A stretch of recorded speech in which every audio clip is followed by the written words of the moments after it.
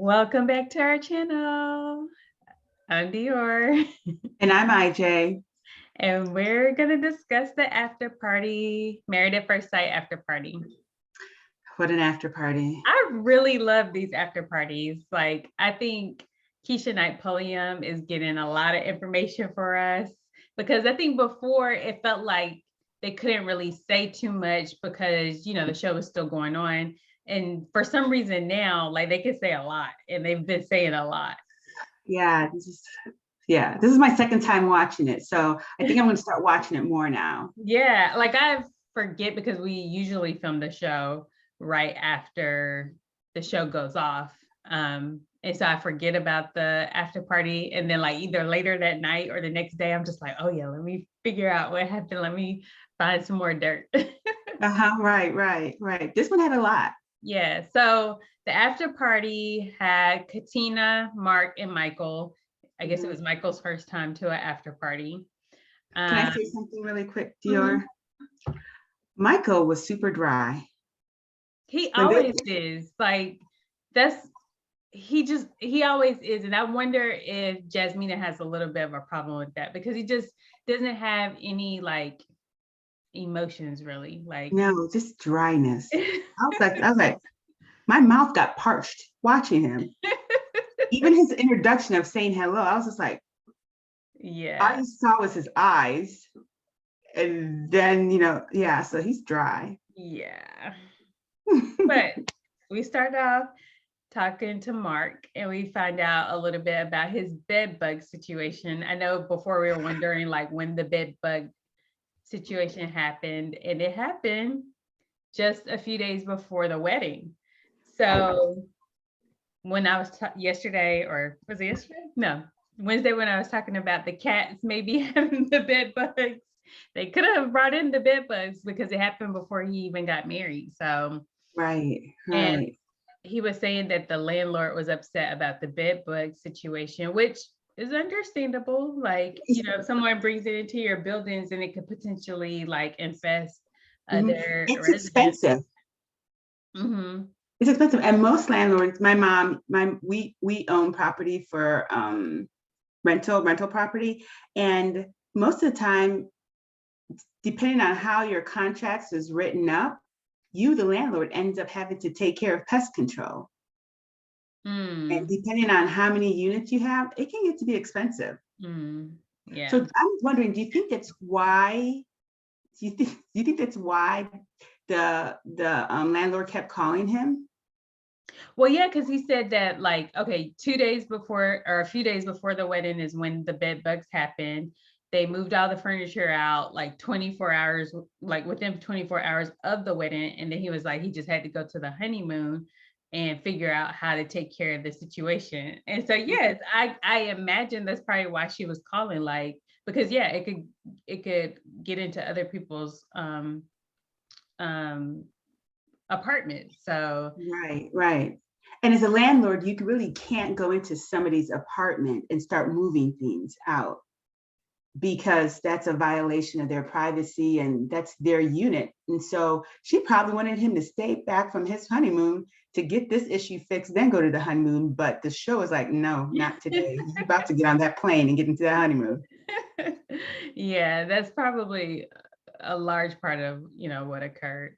But yeah, and so then next we talked to Michael and we learned a little bit more about his argument with Jasmina on last night or Wednesday night's episode, and why he was like getting so upset when they were talking to Pastor Cal, and he said that he didn't like the word aggressive, that she used the word aggressive. And now I've decided that no Black person likes to be man or called aggressive. Man or woman should be whether they're aggressive or not. They don't like the word aggressive. It's not a good word for people, so don't use it. Right. So you know what? I could see why he felt that he didn't like the word aggressive, because aggressive means to me that you're like getting into somebody's face, you're being loud, like and it's going to be fearful of you. Yeah, someone's fearful of you. And so I could see why he doesn't want to be labeled aggressive. And Jasmina, she can be just as aggressive in a passive way. Definitely. And so they also, I really love that Keshia brought this up, the boat argument, because, you know, we all said that the way however way he interpreted is not how it occurred. So she actually played it on the screen and asked him, like, what do you think about it, looking at it in hindsight? And I still, even though his words owned up to it, I don't feel like his actions, he was just like, oh yeah, it looks like she didn't cut me off. No, she didn't cut you off. Just say that. Like, he still wasn't fully owning up to the fact that he overreacted. And so now he needs to look at, because he said in the moment, he was wondering why she decided to cut him off there. So he needs to go back and look at why he felt like she cut him off. Because, you know, like that's more of a, like, I think it's like it kind of feels like a macho thing, like, oh, how dare she speak for us, you know, because she didn't cut him off. And like Keshia said, he kind of looked to her. It looked like he was like kind of deferring to her to agree with what he was saying. I also think for him, it's almost like he gets his feelings hurt easily. Not easily, he doesn't, not his feelings get hurt easily, but he gets offended a little quickly. And his lack of effect on his facial expression can make you take things the wrong way. Because whereas you felt that he might not have been as apologetic as he could have been, it's almost like he doesn't want to be apologetic because he doesn't want to say he was wrong. And those are all problems. Those are all red flags. Like, you know, if someone can't apologize, if someone doesn't own up to their, you know, mistakes, if someone doesn't feel like, you know, if they feel like, I don't know, like, I can't really explain it, but misinterpret like actions because they feel like they weren't being respected when that wasn't even the case, you know? Right. It just kind of, it seems like there's a more deeply rooted issue, and hopefully we'll get to learn more, you know, as we see their relationship, you know. I agree. And then we talked to Katina, so we learned some things about so cute. Katina and Elijah wine. And I called it on Wednesday when I said I did not feel like he was the one, like, that was saying that, like, who was preventing them from having sex in their relationship. She said it's mutual. She did say it was mutual, but I think it was more like probably she didn't want to do it. He was like, yeah, I agree, because da da da. In all the scenes that we've seen, there is no way, if she was just like, hey, you come get it, that he said it off camera that he, you know, wanted something to happen. So I don't, like, I just couldn't believe that. And to me, it begs the question, like, why did he feel like he had to say that to Pastor Cal? That again, it's like a macho male thing. Yeah. Do you wonder what conversation they had after Pastor Cal left? You know, they had to have a conveison about it. I know I would have. Oh yeah. But maybe she had a conversation right there. I would have been like, I don't know why, but I just would have had to say something on the camera. Because you always have to be right. I don't have to be right, but if I'm right. But sometimes you have to give somebody a little grace. No, not if you're trying to make me look like, because I mean, it kind of like the way he said it was kind of like she had been begging for it, or like, and he was, no, we can't do it, because, you know, because otherwise you would have just said it was mutual. Right. You know, if it's not mutual, then that means that she had made attempts and you said no, right? Right. He should have just said it's mutual. So it made her kind of not necessarily look bad, but like he had been turning her down, you know? Right. It's like, why was it important for you to make it seem that way? Why not? Like I said, I would have had a conversation afterwards. I'd have been like, you know, let's not do that again. Let's not stretch the truth. Yeah, Keep it because real. like I said, I don't feel like it was mutual. I feel like it was her and maybe he agreed it, but I don't think it was like, yes, we're both not wanting to have sex right now. But she still said it was mutual because she didn't want to say Make like, him, well, she yeah. wanted to stay by his side and not make him look bad or Mhm. say you're lying in front of everybody. No, I mean before he even said it was him, like she said that it was mutual. And then what did he say? Pastor Cal said, "Is it mutual?" And he was like, "Well, it's my decision." That's what he said. Maybe Yeah. it's his decision for himself at that moment. Oh, Elijah Ryan. I'm trying to see if there's anything else that they revealed. I don't think so. They didn't reveal anything else about those two. Yeah. I think the only thing that they revealed about was it Mike? They did talk about Mike and his roommates. Oh, yeah. Okay. Yes, yes, yes. But I mean, I still feel he said that it was wrong that he didn't say anything. And he admitted it. Yes, he said Yeah, he said more he so was trying to defend himself as to why he didn't say it. right. So this time he said I was wrong. Mhm. Right. And I think he said he didn't feel like it was such a big deal and he didn't want her to think he was trying to hide something. That's why he never really brought it up. But he said he was wrong. So at least he admitted to something without, but that one was blatant. We all saw that one. Yeah. So then we go back to Mark and Lindsay. We discover a little more details. So again, Yeah. Keshia came through with fact checking some information that Lindsay provided to us in another after party. And that was about how many times they had sex before he said he wanted to like kind of slow down the progress of their relationship. So he explained that, like, basically why he wanted to kind of stop having sex is because I guess they had did they become intimate on their wedding night? Yeah, he said that Yeah. wedding night was spectacular, but then something seemed off when they were at the honeymoon. The second time he said it was less romantic, which I'm like, what does that mean? Like, I can tell you what it means. I think that at the honeymoon, they were intoxicated and had a great time. Then the next day, they were fine. Then, after she had that confrontation on the plane, that kind of pushed him back a little bit, because I feel like that confrontation on the plane changed the dynamics of their relationship a little bit. mm-hmm. It just amplified everything that she does that he doesn't like. Mm-hmm. So you think it's not that the act of sex was less romantic, but he just had less romantic feelings towards her? Right, because he said the sex is good. It's just that Oh, okay. it's just that something was different. And yeah, I feel like he gave too much information on that one. He gave me too much information that I didn't want to visualize in my little head. She was given a lot of information when it was her turn to go. So I didn't see hers. I don't think I want to.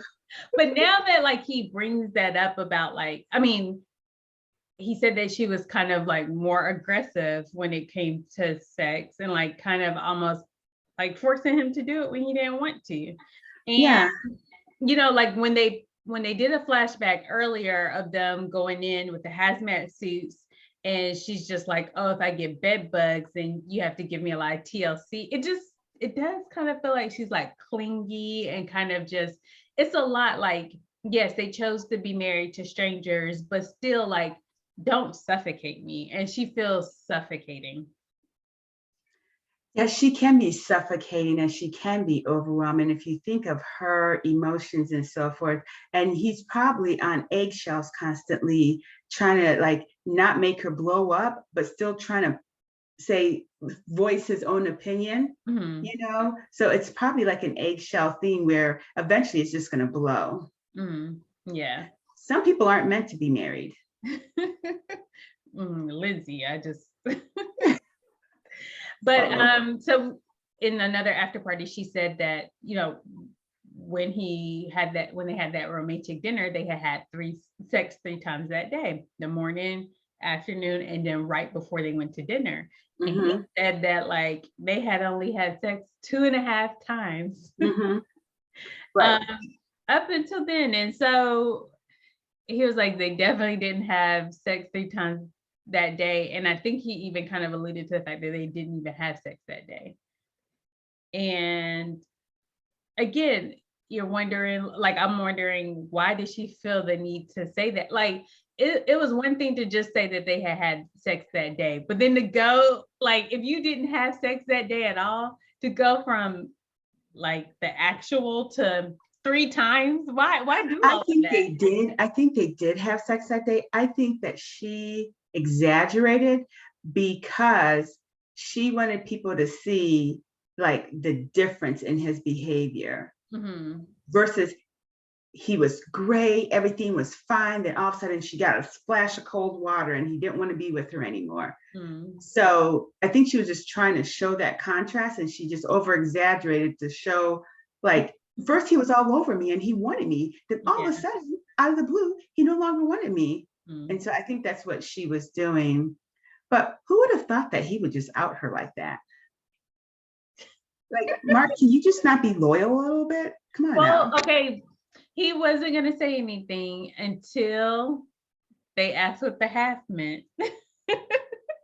And so he had to explain. So that brings us to now a question. Remember, Keshia asked Katina, would you let Olajuwon live with 2 women? No, she didn't ask. I mean, they didn't have any control over who they lived with. Yeah, they didn't, but she said, what would you have said, or something like that, if Olajuwon lived with 2 women as roommates? Well, she was just saying that, like, well, there's no, and didn't tell. I think she said, and didn't tell you. And she was like, there's no way, one, that he wouldn't have told, because he would want everyone to know that he lived with the 2 women and that he probably had sex with both of them at the same time. That's been what's his name, Mark said. Yeah. But you know, one of the things I did like is, like, they're all seeing each other and getting to say hi, bye on a daily basis. It seems almost, some of them are. Yeah. So. And then the last thing is that they talked about the end of Chris and Alyssa's relationship. And one thing that I noticed is, especially with Mark and Katina, is that they kind of were tiptoeing around like what they said about Alyssa in that relationship. I mean, they were like, I can kind of see, you know, her point. And I really liked, because I thought Michael was going to do the same thing, but he was, you know, he said that he was really proud of Chris, and he really called out Alyssa's behavior. You know, he said that, right, you know, she should have handled things differently. That he could understand if you are not attracted to someone, but it's not, you can be unattracted to someone and be respectful and handle it better. Right. I hope you're not saying, Christian Dior, from what you're saying right now, that you think that Alyssa might be back into a relationship with Mike, and that's why they were tiptoeing around? No, they just didn't want to say anything bad about her. It's why not?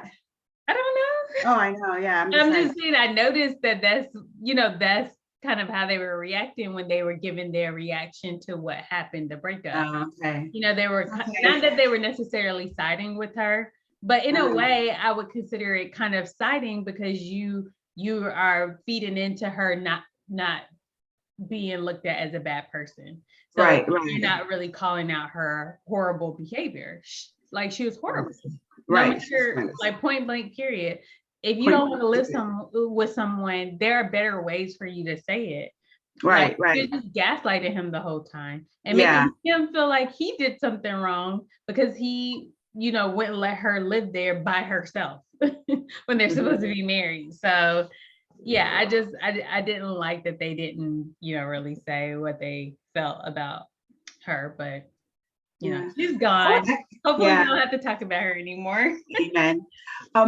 The show is only 30 minutes long. It could have been longer, and I would have still been paying attention and listening. Yes, it was good. It was good. It was good. Yeah. But that's all we have for this week. We just wanted to drop in and do a little recap of the after party because it was really good and we, learned some new information. And I know some of you guys are commenting about the after party and our Wednesday recap. So we just wanted to hop on and give you our thoughts about it. Right. Thank you for telling me about it. So I know you've told me about the after party and I haven't watched it. Well, I watched it one other time, but this time I really watched it and it was good. So yeah, like, comment, and subscribe, and we will see you later next week. All right. Bye everyone.